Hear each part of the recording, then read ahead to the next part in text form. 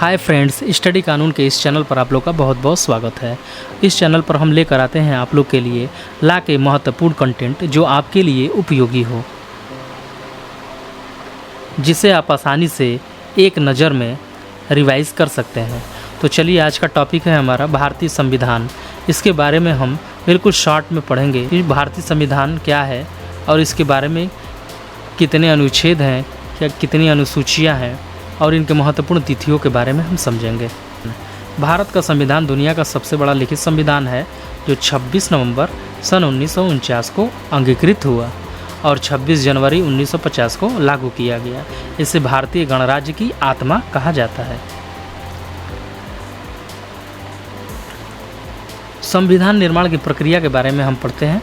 संविधान सभा का गठन संविधान निर्माण के लिए 9 दिसंबर 1946 का संविधान सभा का गठन हुआ।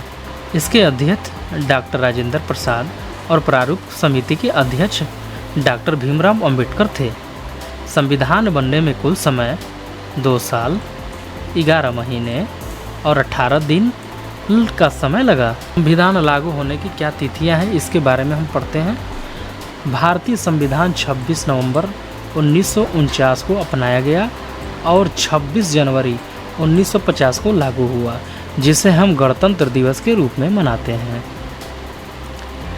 अब हम भारतीय संविधान के प्रमुख विशेषताएं के बारे में जानते हैं। संप्रभु, समाजवादी, धर्मनिरपेक्ष, लोकतांत्रिक गणराज्य भारत को एक ऐसा राष्ट्र घोषित करता है जो अपने नागरिकों को स्वतंत्रता, समानता और न्याय प्रदान करता है।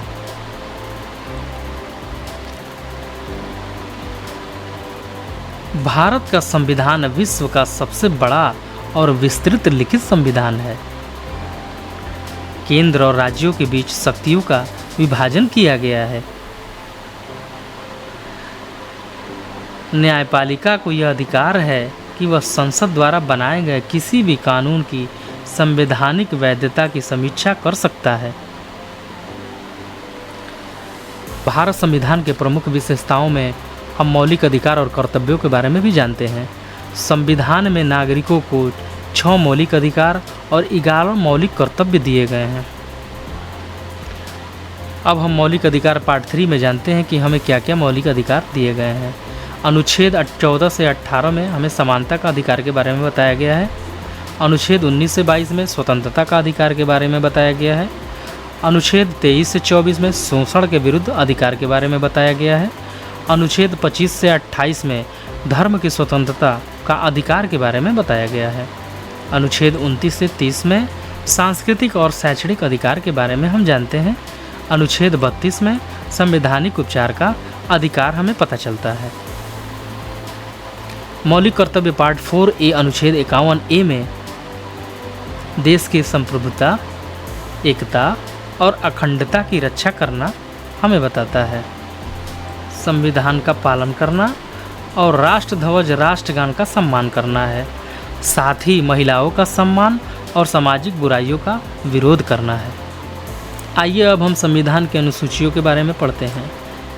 पहली अनुसूची में राज्यों और केंद्र शासित प्रदेशों की सूची के बारे में बताया गया है। दूसरी अनुसूची में राष्ट्रपति, राज्यपाल और न्यायपालिका का वेतन और भत्ते के बारे में बताया गया है। तीसरी अनुसूची में विभिन्न पदों के लिए ली जाने वाली शपथ और प्रतिज्ञा के बारे में हम जानते हैं। चौथी अनुसूची में राज्यसभा में राज्यों और केंद्र शासित प्रदेशों के लिए सीटों का आवंटन के बारे में हम जानते हैं। पांचवी अनुसूची में अनुसूचित क्षेत्रों का प्रबंधन के बारे में पढ़ते हैं। छठवीं अनुसूची में पूर्वोत्तर राज्यों के लिए विशेष प्रावधान है। सातवीं अनुसूची में संघ राज्य और समवर्ती सूची का विभाजन है। आठवीं अनुसूची में संविधान द्वारा मान्यता प्राप्त 22 भाषाएं हैं। नवीं सूची में न्यायिक समीक्षा से बाहर किए गए कानून के बारे में हम जानते हैं। 10वीं अनुसूची में दल बदल विरोधी कानून के बारे में पढ़ते हैं। 11वीं अनुसूची में पंचायत के कार्य और अधिकार के बारे में बताया गया है। 12वीं अनुसूची में नगर पालिकाओं के कार्य और अधिकार के बारे में हम जानते हैं। अब हम संविधान संशोधन के प्रक्रिया के बारे में पढ़ते हैं।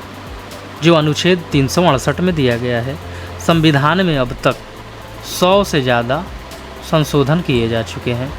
सबसे महत्वपूर्ण संशोधन 42वां संशोधन 1976 है, जिसमें समाजवादी, धर्मनिरपेक्ष और अखंडता जैसे शब्द जोड़े गए हैं।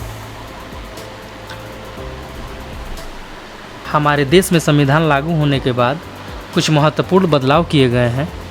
जैसे सन 1950 में भारत गणराज्य बना और डॉक्टर राजेंद्र प्रसाद पहले राष्ट्रपति बने। 1956 में राज्यों का पुनर्गठन हुआ। 1976 में 42वें संशोधन में समाजवादी और धर्मनिरपेक्ष शब्द जोड़े गए। अब हम भारत संविधान के रचयिता के बारे में पढ़ते हैं, जो बहुत सारे कॉम्पिटिटिव एग्ज़ाम में हमें ये प्रश्न देखने को मिल जाते हैं। डॉक्टर भीमराव अंबेडकर को संविधान का प्रमुख निर्माता माना जाता है। उनके ही नेतृत्व में प्रारूप समिति ने संविधान को अंतिम रूप दिया। भारतीय संविधान ने देश को एक मजबूत लोकतंत्र और कानूनी ढांचा प्रदान किया है। यह नागरिकों को मौलिक अधिकार देता है और उनके कर्तव्यों की भी व्याख्या करता है। संविधान इस विस्तृत जानकारी को समझने से हर भारतीय को अपने अधिकारों और जिम्मेदारियों की सही जानकारी मिलती है। हमारे इस चैनल पर अंत तक बने रहने के लिए आप सभी लोगों का बहुत बहुत धन्यवाद। अगर किसी प्रकार की अगर कोई समस्या हो तो आप कमेंट कर सकते हैं। अगर ये वीडियो पसंद आया तो इस चैनल को लाइक करें, शेयर करें और सब्सक्राइब करें।